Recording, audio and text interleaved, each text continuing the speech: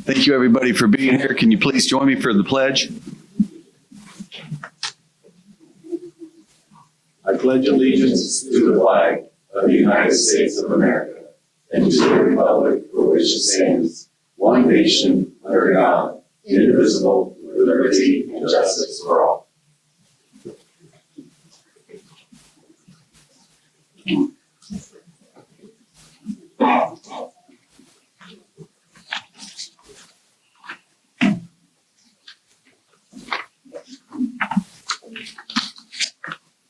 Thank you, everybody, for being here this evening. Can I get a roll call for the February 10th, 2024 Visionary Session meeting? Ms. D'Angelo Steele. Here. Ms. Liskini. Here. Ms. Martindale. Here. Ms. Peterson. Here. Mr. Bosa. Here. I'm going to turn it over to Randy now. Thanks. I'm just going to give you a brief introduction so that we're all on the same page. But as you know, the Board of Education has designated time on February 26th to hold a visioning session. That session is intended to allow the board to set priorities for the upcoming year, recognizing that school districts are complicated organizations and that a district our size has layers of activities. We thought that it would be beneficial to prepare for the 26th by highlighting some of our work currently underway. Tonight, Dr. Lusher will lead us through a very quick review of some of the items from the operations team. Since we are on a tight timeline, it's likely that we will not be able to answer all of your questions. However, it would be very helpful if you could alert us to items that you feel may rise to the board level priority in order for us to prepare on the 26th. A reminder that we will need to transition the audio and the tables here in the center in order to begin for our regular board meeting at 7 p.m. So with that, I'll turn it over to Dr. Lusher. Thank you. Good evening, President Boso, Vice President D'Angelo Steele, members of the Board of Education, Mr. Banks, and Mr. Garside. I would like to thank you for this opportunity to speak with you regarding operations and resource management of the Southwestern City School District. As you know, our district is currently the 23rd largest employer in both the public and private sector within Franklin County. 119 square miles, 34 buildings, and more than 200 buses that travel 16,000 miles per day, transporting nearly 15,000 students. For many, the sheer scale of our organization and the operations therein can be overwhelming. Tonight, our goal is to share information regarding each area of operations and allowing our team to present their current work, goals for the remainder of the school year in the summer, and work towards shared visioning for next school year. So the first topic we're going to hit is safety. I've created a timeline of implementation strategies dated from 2021 to present. So in terms of priorities, there's nothing more important in our work than the assurance that our schools are safe and secure for our students, staff, and community members. Our district priorities around safety are integrated deeply with our local law enforcement and emergency entities. Our teams meet daily, weekly, and monthly to analyze, improve, and train to ensure seamless execution of the proactive and real-time protocols within each of our 34 buildings. Our philosophy is simple and clear. We work to prevent, protect, and prepare. Prevention requires a close look at our facilities, resources, processes, and systems. Protection requires integrated collaboration with law enforcement and medical partners, technology, and those protocols therein. Preparation is gained through training, drills, professional development, tabletop exercises, and safety audits. In an effort to be respectful of our time constraints, the resource I've provided outlines the safety enhancements that have been implemented since 2021. These examples range from the conception and implementation of a new building, the SAS Family Resource Center, to flock cameras, vape detectors in our schools, the expansion of our school resource officer program, and the expansion of our school therapy dog program. Our goal is to continue to improve to meet the industry standard in all facets of our safety and security, to ensure that we do not disrupt the learning environments and maintain the integrity of our mission each day. Our goal is to keep our schools as safe as possible to ensure that our teachers can teach and our students can learn. Here's some data that I pulled for you for this evening to get a sense of what we respond to daily, weekly, and yearly. So to date, we've had 14 school safety tip line reports, 13 unsubstantiated swatting attempts, 18 stay puts, 29 secure perimeters, and 1 lockdown. So as you look at this timeline, one of the things I want to earmark is that we look at these strategies, the resource allocation, hiring, all within those domains of prevention, protection, and preparation. So when we talk about our TSIP model, when we talk about the enhancements that we're doing to some of our facilities, we're looking at locking mechanisms, or even just the PD that we do through our staff meetings. We look at that in each one of these criteria. We have this audited and looked at by our local law enforcement to make sure we're meeting that industry standard. So what Grove City PD is doing, we want to make sure that we're in, collaboration with them, but also following the same calibration, the same consistency, and that our mechanisms are in alignment with what they're doing. So that's what this is. I won't spend time going through each one of these, but you're welcome to look, and if there's something that we can provide more information about, or you'd like to get some more clarity, I'm happy to provide any of that information for you. But I thought that might be beneficial so that you could see that this is the topic that we are looking at every day. It's always part of our processes and our systems. As we meet, we're looking at each one of these areas that we continue to improve and innovate. Additionally, I thought this was relevant, and Meredith, I don't know if you can pull it up. We were excited about this. So we have mobile emergency response planning that's now available to every single one of our administrators and everybody on our safety team. So our principals, assistant principals, athletic directors have these apps that allow them to look in real time at their building maps, the protocols, and then be able to utilize those in any situation.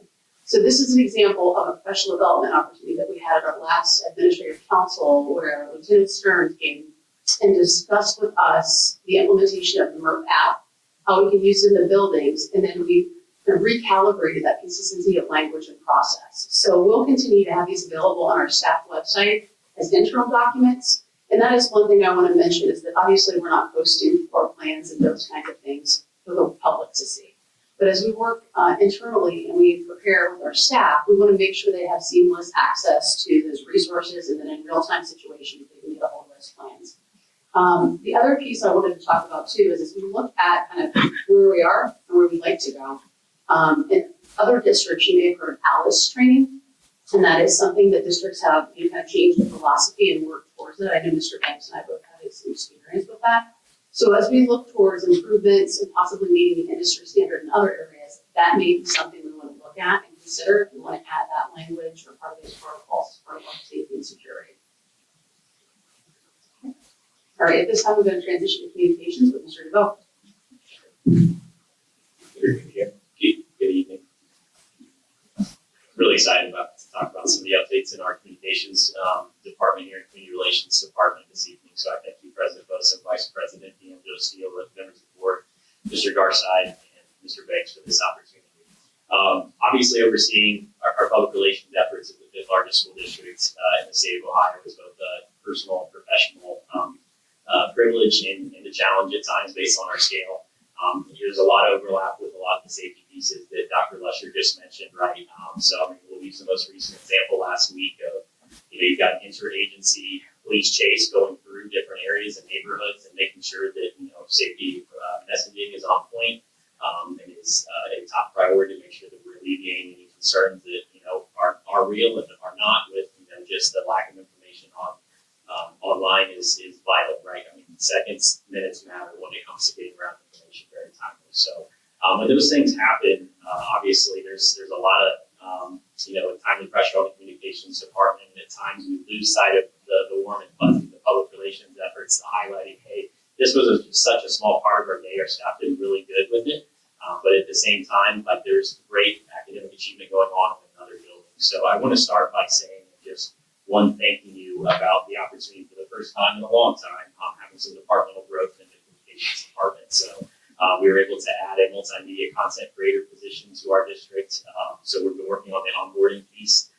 That dovetails a early 2000s role we have, where we had 2 public information associates in my office as well. And then, pre levy failure, those positions unfortunately went away. And then with the additions and the needs of social media adding to the fold, and just the immediacy of parents needing information sooner, and there's so many platforms to get it on, and to make sure that we are fulfilling those needs of our community with fidelity. I cannot thank you guys enough sincerely for allowing us to kind of step into this way to communicate even stronger than families. So my hope is for those in the audience engaging with us online, social media as well, you're going to see an uptick in some more dynamic multimedia content. So videos, engaging kids. I had the great opportunity to sit in with Mr. Banks and a number of you guys in some Board of Education listening sessions with high school students, and they were hungry for that feedback as well too. So they made note of, hey, it seems like football and cheer get a lot of the fervor and the positive highlights, but ROTC and, bowling and, all the other tethers that we know we do well.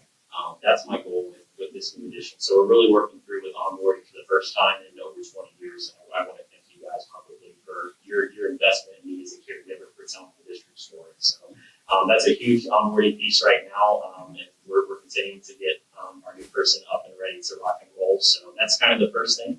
The second thing, a couple of you are already, most of you are already familiar with, we are working on a comprehensive brand project. So what that means for community members, what that means for folks at the table here is, recognizing from personnel, hiring, recruiting, retention. When we go to job fairs, people constantly look at us and, they might have heard of, Grove City, they might have heard of Galloway, but they're not as familiar with where we're at geographically. They questions Mr. York gets all the time as he smiles over there and say, you guys down towards Cincinnati, right? So we've got kind of an immediacy for having an insignia that's a little bit updated and refreshed. I encourage, folks, in the room to look at what Hilliard's done with branding recently, what Columbus City's done 3 or 4 times in the last 2 decades, Owen Tandy as well, too. So we're working with a comprehensive group of, we've got kind of like an internal group that Mrs. D'Angelo Steele sits on with us to help facilitate some discussions with our community group. We've got parent representation from all 4 high school feeder patterns. We have a classified member, an administrative member, a certificated member to get some of those legacy and tradition voices in. Where have we gone historically since 1956? Where are we going to continue to move forward? Our goal with this project is not some big, wide sweeping logo change per se, but in that, what are some opportunities to really rally the troops in terms of bringing some continuity and some cohesion across our district? So what that looks like is, we'll come up with a nice fresh insignia coming forward, but it's about the implementation from my office. From the digital insignia to, okay, is this a unifying district logo that goes on band uniforms, band trailers, football helmets, lacrosse helmets now that we've added as well too. There's just tons of opportunity for that unity piece that when you see that, you think of Southwestern City Schools. So we're really excited about the work, our community groups. We've also had the Education Foundation, PTA, as a part of that as well. And we're going to engage our IND students right here in this building for some feedback. So we want to make sure we had a comprehensive approach to really looking at this for the first time since 1956. And then finally, I wanted to touch base loosely on another comprehensive project out of the communications department right now, and it really dovetails the departmental growth aspect that we just spoke of along with the branding piece. So again, the next piece being execution is we're really working on a comprehensive multimedia content calendar for us. So for us, that's putting pen to paper on what is our regular first week of the month to the 4th week of the month, those rare 5th weeks of the month, and cadence, or how we communicate with families, with staff, the frequency of that. Really retooling some of the in-house website resources for staff, like Dr. Lusher mentioned, when it comes to just making sure that they're staying abreast and informed of some of those, safety topics or, how-to videos, those kinds of things. And then Mr. Moore is going to talk a little bit on the tech side of things here in a minute when it comes to just coming with some comprehensive videos to really help families on the customer service side of things. So, for us, that's all comes back to our multimedia content calendar. What are those recurring pieces? What are those traditions from preschool, prom over at Styles I look forward to every May. So we've got some legacy traditions to really be proud of. We want to make sure that we are dedicating time and resources necessary to help capture some of those exciting stories in our industry. Because if you feel the residual impacts in those communications that we send home and those conversations in the grocery store and recruiting, hiring efforts, and you also see it on the safety side too, is how are we telling the district story and how are we doing it with advocacy. So with that, I will turn it over to Mr. Jordan.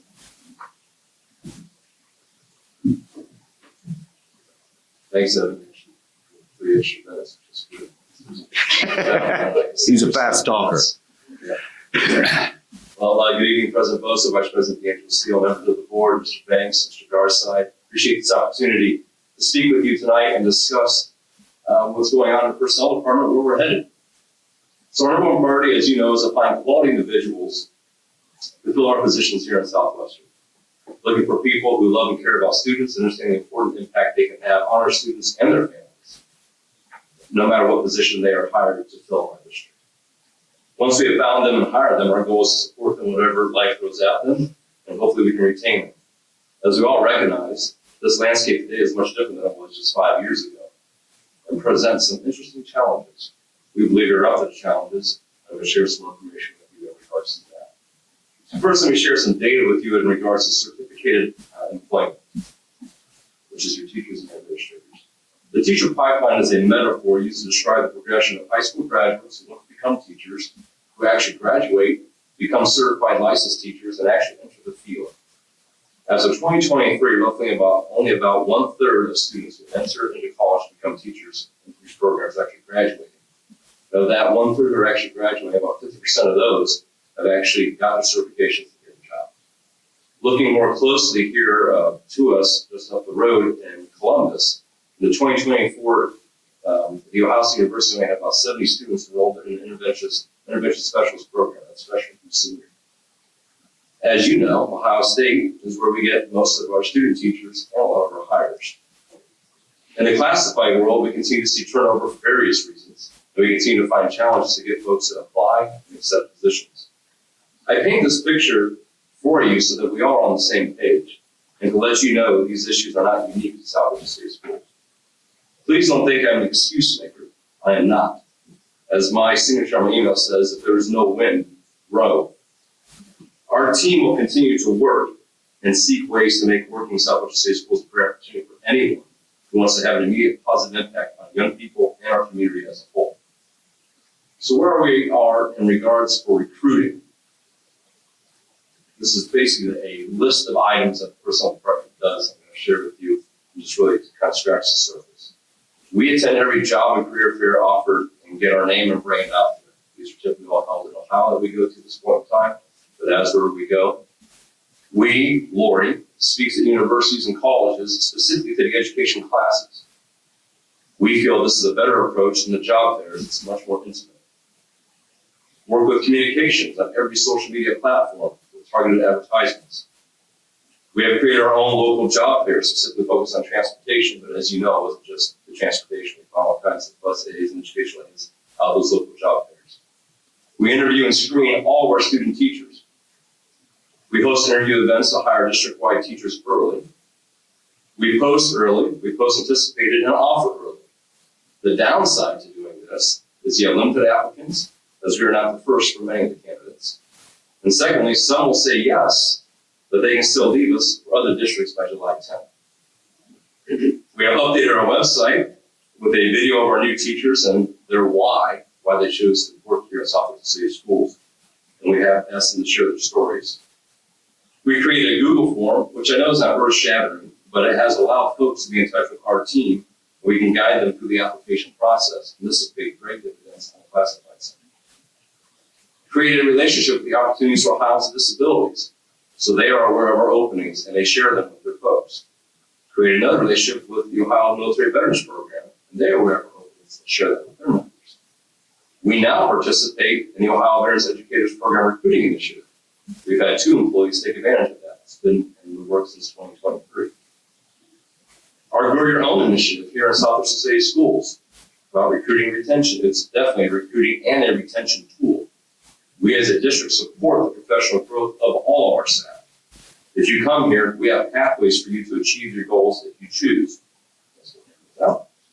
First one of those Grow Your Own ideas is the Inspire You, led by Dr. Lusher and our team, but it's our partnership with Western Governors University, where we allow our folks to become teachers. It's a nice, easy way for that path to take place. The Ohio Department of Educational Workforce has your Grow Your Own Scholarship Program, which offers a $700 per year for 4-year scholarship from the Chancellor's Office. This is to grow teachers from within. We can grow this from either our students, which we have 3 who have applied this year, and the Chancellor, of course, will award that hopefully, or we can actually have our current employees be part of this program.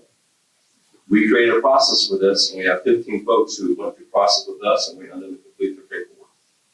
And last but not least, within our district, we are working on, and we will land this soon, is creating an admin cohort with Ohio State University, which for our teachers who are looking to become administrators, actually have that here in the district. So those are pathways that we have available for folks. 1 is a recruiting tool, and 2 is definitely a retention tool. For hiring, what we've done to improve or enhance our our practices, if you will, is to create a clear and consistent process district-wide. This has existed, we just enhanced it. We have an updated screener, we have updated consistency documentation district-wide. When it comes to retention, I put on here the first thing I put on my list of things to look at was data analysis. You look at the turnover data, we know on average we see about 1/3 of our staff per year leave that certificate and classified. Why? Needed to be for this one. Okay, but the big question is why? What's going on? Exit interview data, we do collect that every single year. It's not detailed enough this time to answer my previous question. That is in the works, and we have seen an uptake on people filling those out, providing us with information. Onboarding, which I know is a significant concern and definitely a goal for everyone. We will be having a certificated strategic onboarding plan. It's in the works to be released so everybody can see it, which will enhance our onboarding process. Right now, working with Dr. Bowser and his team, looking to enhance our new teacher orientation. Excited about what that could look like in the fall. Classified onboarding will improve as well. Currently, they meet with the secretary and with our director of personnel. We're looking at scheduled check-ins during probationary period, which makes sense. It's a 120-day probationary period. Training of new staff with 321 Insight, led by Nicole Tayo and her team. We jumped on board with that. Definitely helps with paraprofessionals. And if there's any need for retraining or additional training for others, 321 Insight will help us with that. A localized checklist to be covered with the new employee and their supervisor. It is in checklist form. Again, brings us consistency district-wide. The last area of focus I do want to talk about is relationships. A very overlooked, the vital part of personnel is building relationships with our bargaining unit members, SWEA, OC, and SWAW. I believe we work very well with these groups to make sure we provide the best educational situation for our students while being supportive of our employees. A great example of this relationship was the MOU reached with SWEA in regards to posting positions earlier. Instead of March 1st, we have to post January 1st. Obviously, we have negotiations coming up this spring, but the beauty of these relationships is when issues arise, we're able to handle them in a professional manner. We can solve them because of the relationships that we've been able to establish. There are many things going on in personnel, besides what is mentioned above. We have a great team that is dedicated to hiring the right people, supporting our people, and improving our processes to stay competitive in this crazy job market. So that's my spiel. I know I'm under 7 minutes.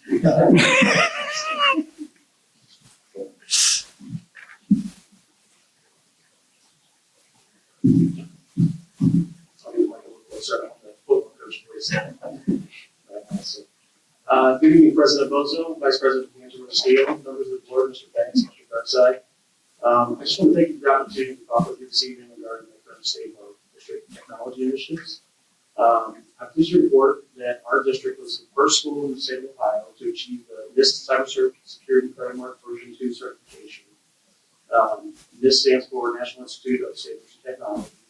And it's a significant accomplishment. It really demonstrates our proactive approach to safeguarding district data and maintaining the highest standards of cybersecurity. This framework is a nationally recognized set of best practices and just validates our commitment to protecting the district. One of the other things I want to mention is this year we implemented something called GoGuardian Beacon. It's a crucial tool for enhancing student safety. Beacon provides real-time automated monitoring of student Chromebook activity and alerts school administrators to potential mental health related issues. This allows for timely intervention and support, ensuring a safe and positive learning environment, and this complements our existing safety measures with GoGuardian, which includes GoGuardian web filtering and Teacher, which provides content filtering and behavioral monitoring in the classroom. Next, as you know, we're looking to, as Evan had mentioned, we're looking to further strengthen our communication and support for our families. So we're having a dedicated position to focus on parent technology support and user experiences. And I'd like to thank you for approving that position to help us strengthen and enhance our resources for families. We received a substantial amount of applications and currently in the process of selecting the most qualified candidate for that position. Regarding our technology lifecycle management, just want to mention, we have a 5-year replacement guideline for most devices. However, we also prioritize fiscal responsibility and we extend the lifespan of the 20-year channel. An example of that is we have some Windows desktop computers that are now 8 years old. These are Windows 10 computers. Windows 10 is approaching end of life coming this October, so those machines will have to be replaced to ensure compatibility and security as we transition those Additionally, we're exploring an enhancement to Infinite Campus that will benefit our parents. This add-on will allow parents to report student absences directly through the mobile devices. In addition, it also includes an electronic kiosk-based hall pass feature. Both efforts are to modernize the secretarial tasks that burden our front offices and then streamline the parents' interaction to help us gather excused absence paperwork more quickly. This has the potential to substantially help the district attendance and report card data, and also many of our peers run out of our own probably using something similar. Finally, I'd just like to thank you for your continued support of our technology.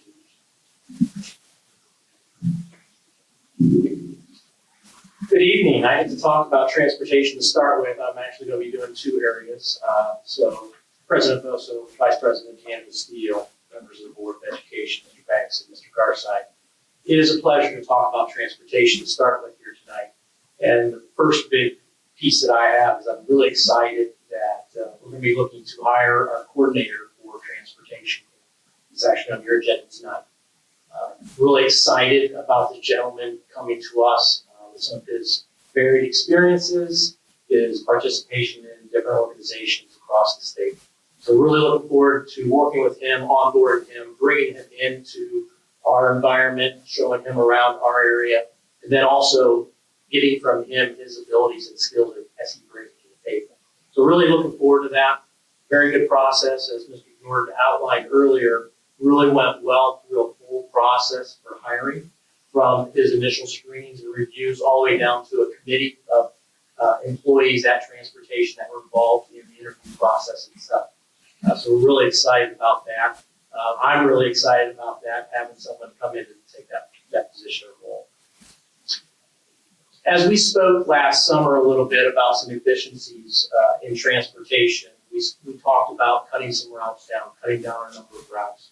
If you remember the previous year, we were setting close to 180 routes that we would be running. Again, remember that's 3 tiers of routes that we have in there. We did reduce about 10 for this school year through a couple different actions and pieces that we did. This is something that we're going to have to continue to look at. As Mr. Jordan stated earlier, the hiring piece is difficult. And it's always important to remember that when we're hiring bus drivers, there's a time lag between the date that they say, yes, I want to do it, to the date that they can get behind the wheel and drive kids down the road in a nice big bus. So there's a 6 to 8 week time period sometimes of getting them in and getting them processed, getting them through all their trainings with their onboard instructor. So looking at some of the things that we have in this efficiency piece and looking at those number of routes that we have and continue to look through that, we've been doing some efforts this year as we're looking at all our different routes. How can we do that? We talked last summer about really focusing on that third tier of routing, that middle intermediate level, and all those buses in that late time frame, because everything stacks up as you get through your routes for that whole AM or PM. So we're going to continue to look at efforts. Last summer, we did that questionnaire out to families in the summer about whether they wanted transportation for their child or not. We had a really good response from that in a really short period of time over the summer. We're looking to move that effort up into May before school is out this year and getting some feedback from them, and then working with the data team where we can remove those students from our list, make them car riders versus bus riders, which then allows the supervisors that do routing to go through and do better routing on routes and really look at that time. Again, the focus was that third tier. And the more I can condense routes into time frames gives me that ability when I do have to cover a route to get back to a building in a period of time that's not as long. We'll have to look at some other pieces as we go through this on our overall routing and where we go throughout the district. As you know, we talked about we go to over 70 buildings in Central Ohio versus our 34 that we have in the district. The next item is really about buses and bus replacement. So last board meeting, you guys approved the purchase of 14 school buses, plus 2 that were replacement buses from insurance claims. So we run about 210 buses in our fleet. The reason we keep these buses, this 30 or so number of spare buses, is for when a bus needs to be pulled off of the road for repairs or inspections or general maintenance. So keeping a fleet with the number of appropriate spares is important so that we continue the operations on a day-to-day basis. So those 14 buses that we bought outside of the 2 replacements is kind of our cycle. We look at about a 14-year lifespan on a school bus. So if you take that and take the number out, divide it out, it works out to be about 14 buses a year. Sometimes it's more, sometimes it's less, depending on what we have going on for that year. It also may be based on the need. Special ed buses are different than a regular bus, buses with lifts, sizes of bus, all the way down to what type of bus. Is it a gas bus? Is it a diesel bus? Right now, we are really looking at moving towards gasoline buses due to a return on investment and the cost of maintaining the diesel fleet. A lot of additional cost and long-term maintenance in that diesel fleet. So that's kind of our bus replacement cycle that we work on. And again, it kind of moves around a bit. The other piece with the buses is just a little bit of information. Over the past 5 years, the cost of a bus has gone up about $30,000 a bus. So buses are purchased through our permanent improvement funds. They're in that PI funding, and so I worked with Mr. Garside's office, and we set up kind of a schedule on that. He's been gracious enough over the last couple of years to actually have to increase that PI amount so that we can keep a fleet of buses that fall in line, are serviceable, and ready for our students to be able to ride. The other area that I wanted to talk about is a little bit about our technology we've been using. We talked about the Stop Finder and some of those different applications for our parents. We had reached out to the provider back in November, December about some of the issues we were having, performance issues we were having, the issues our parents were having with the application. They have actually really geared up and gotten involved pretty heavily in that app itself with us. I'm pretty happy to say that in the month of January, I had one reported outage, and it wasn't a system-wide outage, it was more of an individual issue. So the system was still up and operational, we had a user have an individual issue, versus the system was down or it's not reporting. So the company has really gotten behind and gotten into supporting more with some of the information we provided back with some of the responses we've gotten over time, and they've really jumped in and gotten into working on that. The other piece with that is right now, as looking at the other day, we have over 7,000 people subscribed to Stop Finder in the district right now that are using that app for their students and their parents to see bus coming. That's all I have for transportation right now. So you get me again jumping into facilities.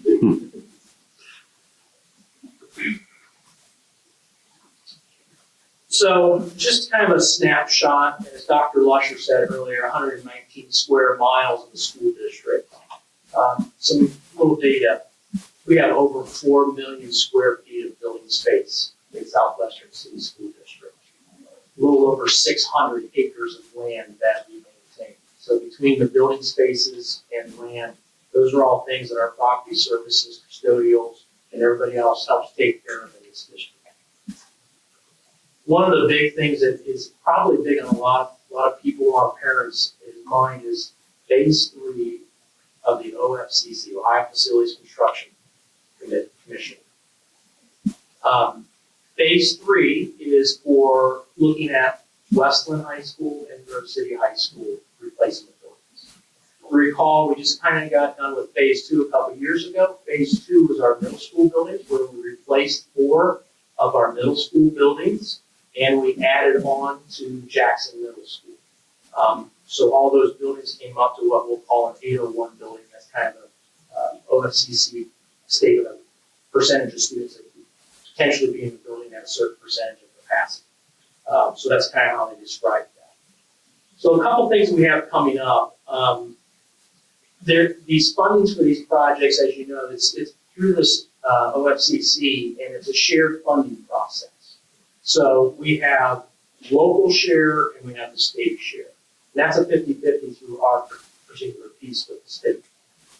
What that doesn't really talk about is what is included in that 50-50 share. Not all aspects of all building construction falls into that. An example, athletic complexes, auditoriums, those kinds of things are not in a 50-50 share with the state, and that becomes local funded initiatives, as they like to say. So one of the things we're looking at is, this is coming down the road, I'm gonna let Mr. Garside share a couple of pieces of information as well here on this. Coming down the road is, it's gonna be a lot of things that we need to be looking at in planning and preparing for this phase 3. Example, where are we placing the buildings? What is gonna be impacted in that placement of the buildings? Remember, construction of a building like this is probably a 2-year minimum process. So for 2 years, you're gonna have construction on a site which could interrupt athletic complexes, sporting events, things like that. So getting out ahead of this, trying to plan for some of those pieces as they're coming down the line. We're gonna be meeting with some architects, Mr. Banks and Mr. Garside and myself. We're gonna be meeting with some of them to do some pre-planning here and start looking at what are some ideas before we get to going out for bonds. What are things that we think we're gonna see? How are we gonna manage sites? How are we gonna be able to facilitate the construction while it's going on? Some of you will remember during the middle school buildings, we had to shift some of their athletic events off-site while that construction was going on. So if Mr. Garside, if you'd like to talk a little bit about the bond piece. Sure. So when we started this project, we started actually in our 1999 bond issue. It was did not include any Ohio facilities construction money. It was all the local effort that was built. This building, Central Crossing, intermediates, Jackson Middle School, and that was done. We set up a plan to have no new knowledge bond issues in the future. We were successful to do that with phase 1. As I said, with the almond trees in Franklin Lake High School. Phase 2, did the same thing with the 40 middle schools in the addition of Jackson.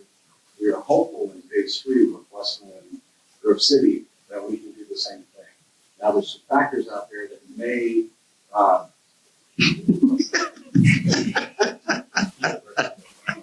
there are factors out there that could make that more difficult. Things like interest rates. We don't know what we'll sell the bonds for, how much, what percentage we'll get on those. There's inflation in the construction business right now. That's a big issue out there. There's a very busy labor market in Central Ohio. You can see all the construction going on throughout the Central Ohio region. Also, what will it take to fund the items that money Mr. President talked about? The athletic facilities, the auditoriums, and what can we do with that? Now, what I can tell you is that we've been very, very proactive with the UFCC. We met with them back in the fall and said we'd be back with them after the controlling board meets in July. So we're going to be back with them probably in August timeframe, just to stay in touch with them to make sure that they know that we're wanting to do this, we want to be in the queue, and they know we're in the queue for this. Hopefully, 2026 will look like the timeframe that we would do this, to go back to our community and ask for a no new millage bond issue. And what that means is that our community will continue to pay what they're currently paying on our debt service obligation, and their taxes would remain the same for our bond issue portion. So that's what we're hopeful to do. That's what we planned on doing. But like I said, I just want to make sure that those caveats are out there, that we do have some things that could affect that. So hopefully I'll keep you up to date on those. And those come out in our favor. Thank you, Mr. Garside. So on with some facility items, and one of the things I think is important to talk about is, we've received a lot of those federal state funds from ESSER projects, and that allowed us to do a lot of projects that we were going to have to take money out of our permanent improvement funds for to do. So when we're really talking about, the infrastructure of the buildings, whether it's HVAC, heating, cooling, all those different pieces, that all comes out of your permanent improvement funds. By leveraging those federal dollars, we were able to jump onto some projects that were coming up the pipe here for us to be working on, which were going to be big dollars. So spending that money on those things, looking at buildings that were pushing 20 years old, had HVAC issues potentially, had things we were able to leverage that money from the state and federal to replace those systems, to do that work. Now, obviously, we had that boiler at Jackson Middle School. It wasn't in that project, but it was one of those pieces. So now you see that when we have those kinds of facility equipment, that's in the permanent improvement. And those are the pieces that we were able to kind of take off the plate of the district and use those grant dollars instead of the local dollars. So other things through facilities as we're going through and looking at our care, driveways are always a really big, easy thing to see. As we go through, we do a rotation on our resurfacing and restriping. We kind of go through the time period of how old is the surface, how much wear and tear is it getting, and we kind of rotate through. So last summer we were doing a lot of intermediate buildings. It was up and down. This next summer we'll be looking at a lot of the phase 1 elementary buildings, first part, section 1 of phase 1, elementary buildings. Remember, we phased in those elementaries through multiple years. So we'll take a look at doing resurfacing and restriping at those. So that's the driveway areas. Roofs across the district, we had really had a big push on standing seam roofs across the district. So they have a much longer lifespan than a traditional roof. So that metal roof usually has about a 30-year lifespan as compared to a flat roof, which is 15 to 20. We work with a couple of different specialists in the area and do some inspections and evaluations on our roof to kind of say, where are we, what do we need to work on? Standing seam wise, we're pretty good. Obviously, we have the transportation one going on this summer.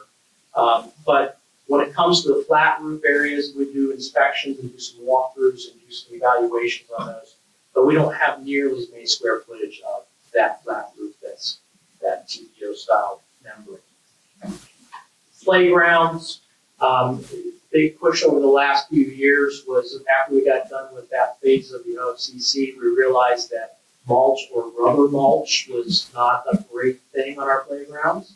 And we had gone back and started replacing that loose mulch with actual rubber tiles. So we're not dragging that material in off the playgrounds into the buildings or just wash down the driveway. So I'm happy to say we're nearing the end of that. The only caveat to that a little bit is we have 3 of the buildings that don't have that style of playground. They're more of a larger base playground that still are regular mulch that we still have out there. But we'll continue to evaluate those. Across the district, there's a lot of concrete, sidewalks, curbs, things like that. We evaluate those, and usually the best time to evaluate that is in the fall after you get through the freeze and fall season. You can see where things come up. We get reports from our buildings, our custodial staff, administrative staff at the buildings and get reports. Mr. Meadows and his staff, as they're driving around the district, will be able to point out stuff and see, hey, let's get this on our list for this summer. We know this, let's go get this evaluated. So they'll be looking at that. There's some other facilities that we look at, tracks, tennis courts. We'll walk those with industry specialists and kind of get ideas. This last year you saw we did some work at Central Crossings and Westlands tracks after walking with some specialists in those areas and have them look at other areas. Tennis courts will bring out people that are in that industry. One of the last things is, obviously the Stiles Family Resource Center is one of those new buildings that we have, and we were able to get through the last piece of the ESSER funding. It kind of got that in the end. One of the next pieces and stages of that work is the little modular units. We're really planning for those to be removed as we need to rework the drive pattern at that site for both the Stiles Family Resource Center and for Stiles Elementary. And I think this even goes back to what Dr. Lusher said earlier when we're looking at safety in a facility. It's not just what you think of. It's also what is the layout, what is the design, what's the makeup of the entire area. So we're working on that project now. It's something we can try to work out this summer as well to revamp that driveway in that area to be safer for everybody and more useful. Thank you for your time. The only thing I would add there is, we mentioned this the last meeting too, but as we look at our student enrollment center, which is currently housed in this building, we are still exploring opportunities to see if we can pull that facility into a location that will allow us to look at expansion of programming for our career technical program. So more to come there. We just haven't found the space, but we'll keep looking. All right, so as we conclude and allow some time for questions, let me first say that we covered a tremendous amount of content in a very short time with you. As you have questions or would like additional information, or learn more about any of these topics, please do not hesitate to contact one of our team members. They are knowledgeable, they are committed to their work, and they're super helpful. So with that, last week during one of our extended cabinet meetings, Mr. Banks took the opportunity to talk to our team, and he stated something that resonated with us. He said that in his observations of our work and operations, we deal with big issues every day. However, those issues feel small because of our high efficiencies, our systems, our protocols, and the thoroughness of our work. As a team, we look at challenges as opportunities to enhance and improve our services with and for the students and staff that we're so fortunate to serve 24 hours a day, 7 days a week. So with that, thank you for your time. We've left about 7 minutes for any questions or topics that you might want to discuss before we transition to the regularly scheduled meeting.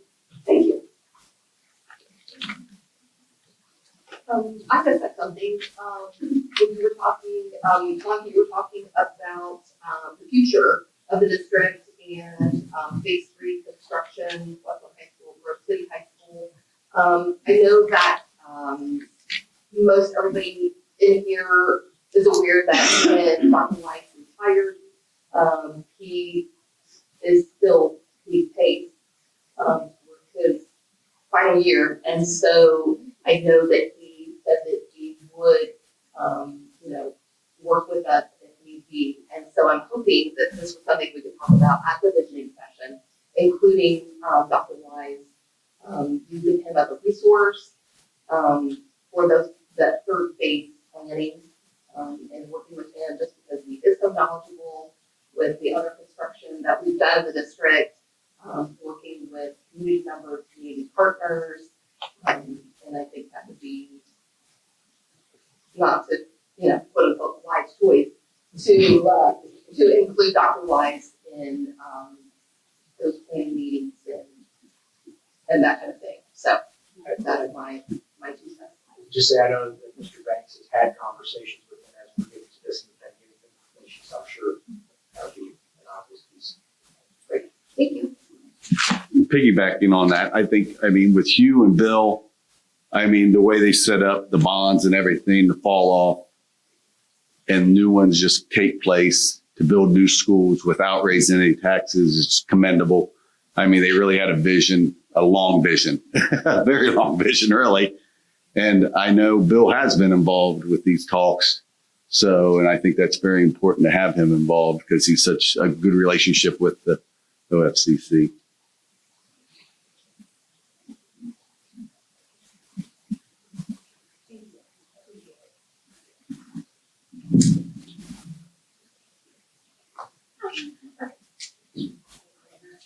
So I am definitely going to be reaching out because I kind of heard of Alice training. I know about that, so I'll be reaching out about that.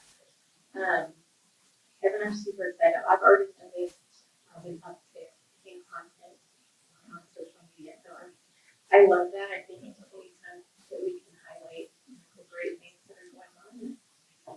We should take that opportunity because there's a lot of great things going on. So that's exciting.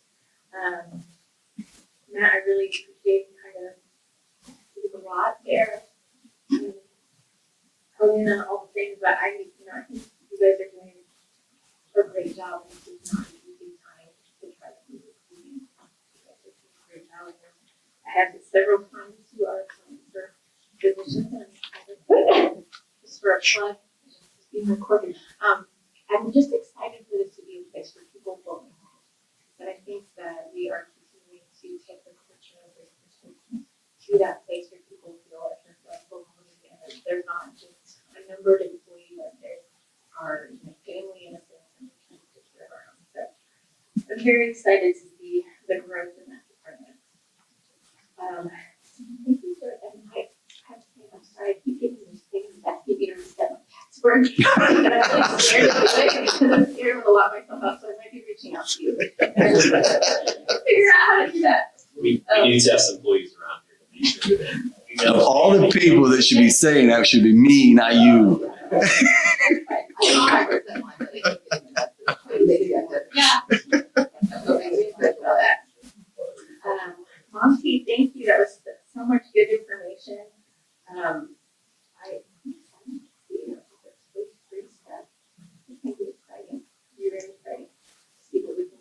am intrigued. Like, I've thought about that, about like, where are we gonna build when we still have students in the building? So this is gonna be a huge undertaking, but I know we've got a great team to do the undertaking. I'm excited about that. Yeah, and I didn't even know a lot like about our buses and how many they have this year. So I love these type of meetings where I can just learn a little bit more about like what we're doing in the live. It helps fill all the puzzle pieces together. So thank you all for having this big information. It's really great. Anybody else? All right. Thank you all.